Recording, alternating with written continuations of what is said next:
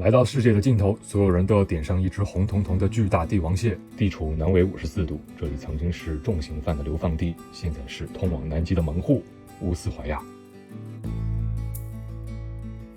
從布宜諾斯艾利斯搭乘阿根廷航空的航班飛往烏斯懷亞，飛機顛簸着穿過安第斯山尾脈上空的亂流，撥開雲層，比格爾海峽陰冷的水面浮現，世界盡頭已經展露在眼前。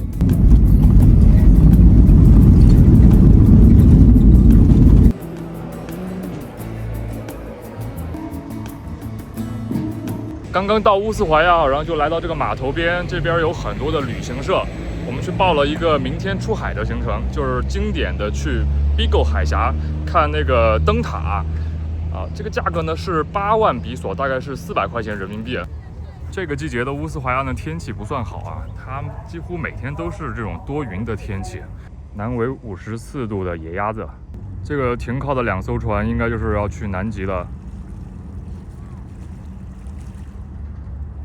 沿着這個海邊走了一下啊，同樣是前往南極的門戶，我感覺智利的那個納塔萊斯港，就是百內國家公園那個地方啊，還要更漂亮一點。也許是因為今天天氣不大好，晴天的時候呢，雪山環繞，應該還是很漂亮的。來到烏斯懷亞必須嘗一嘗帝王蟹，這家老船長餐廳就是眾多遊客的打卡之地，來了幾乎都要排隊。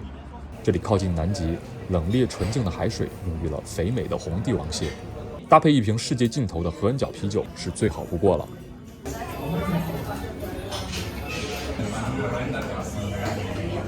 帝王蟹17萬比索，和800多人民幣一隻，沒有任何的烹飪手法，感覺就是用清水弄熟就完了。但是味道極其驚豔，肉質細嫩鮮甜，沒有腥味，世界頂級海鮮名不虛傳啊！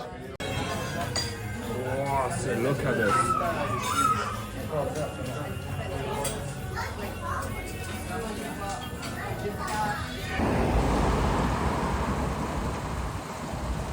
烏斯懷亞新的一天開始了，我們現在先去那個比格爾海峽出海。回到這個碼頭啊，準備上船。比格爾海峽出海遊是烏斯懷亞的主要遊覽項目之一，幾乎每個旅行社都會售賣相關的項目，最後把遊客們拼在一起。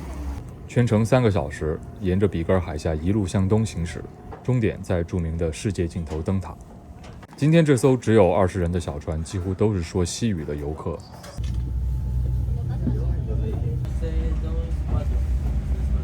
離開海岸，烏斯懷亞終年積雪的山脊如鋸齒一樣緩緩展開。我們行駛在除南極洲之外大陸的最南端，即火地群島。南美板塊與南極板塊相互劇烈的構造運動和冰川侵蝕的共同作用下，這片陸地被切割成千瘡百孔的破碎地形。德雷克海峽、比格爾海峽、麥哲倫海峽溝通了大西洋和太平洋。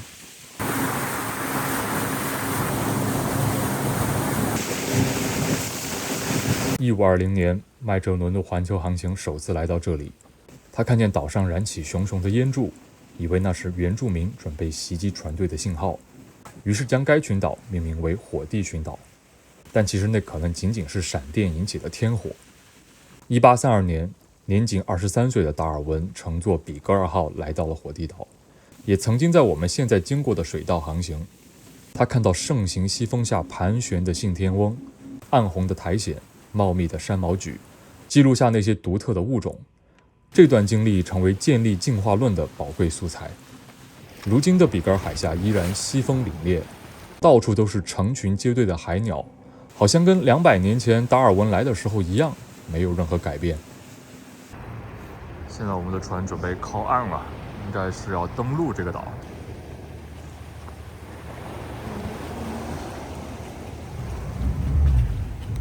這個島上你可以很明顯的看到高緯度地區的苔蘚植物。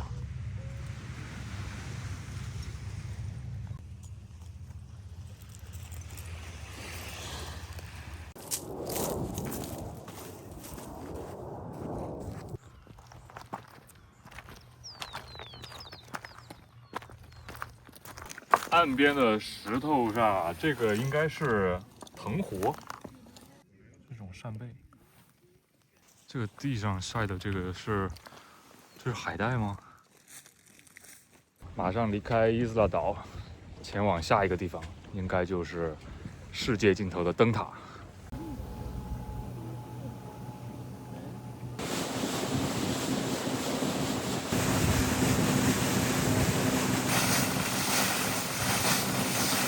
回到船上了，因为外面那个甲板上風太大了，依然還可以泡一杯茶和咖啡。世界盡頭的燈塔到了。野格萊日斯燈塔號稱世界盡頭的燈塔，實際上在比格爾海峽更南端的聖胡安救援灣，還有一座聖胡安燈塔，那裡也是凡爾納的小說《世界盡頭的燈塔》的靈感來源。那座燈塔曾經被西風帶的狂風摧毀，如今被重建。野格萊日斯燈塔紅白相間，孤零零地矗立在一塊荒蕪的礁石之上，但其實它一點也不孤獨。海豹和海鳥們早已把這裡當成了家。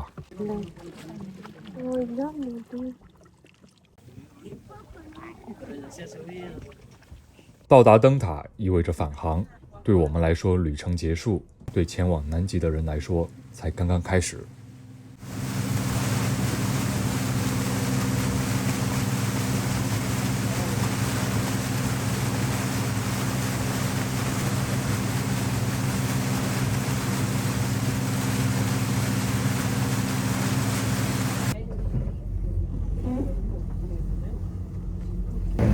去這邊這個遊客中心包一個車，然後到火地島國家公園。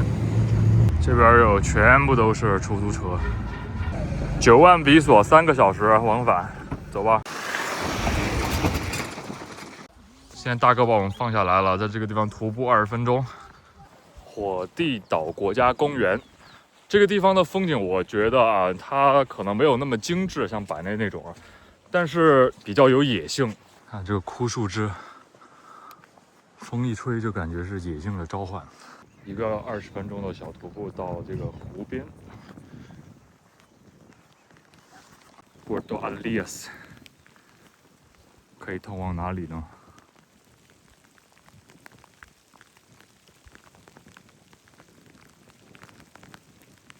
？Puerto Alias 這邊不知道通向的是哪裡。因為我在這個地方收到了短信，說我已經來到了智利境內啊，說明這個地方肯定是已經到了跟智利的交界處了。看看這個荒涼的風景啊，真的是有一種世界盡頭的感覺。現在來到了羅塔湖，哇操，這個地方太荒涼了。而且我覺得這個地方就是要在這種陰天下雨天的時候來，才有那種世界盡頭的感覺。如果這是個大晴天的話，那跟瑞士感覺沒什麼區別。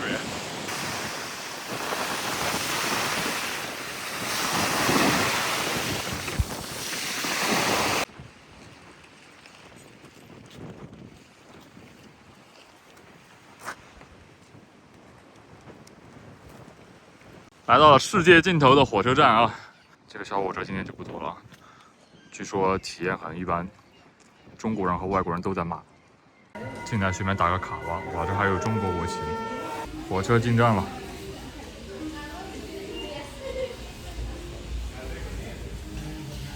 在烏斯懷亞短暫的停留中，一天中最好的時候是傍晚，粉紅色的晚霞映照着山海，整座小城似乎被包圍在一團棉花糖之中。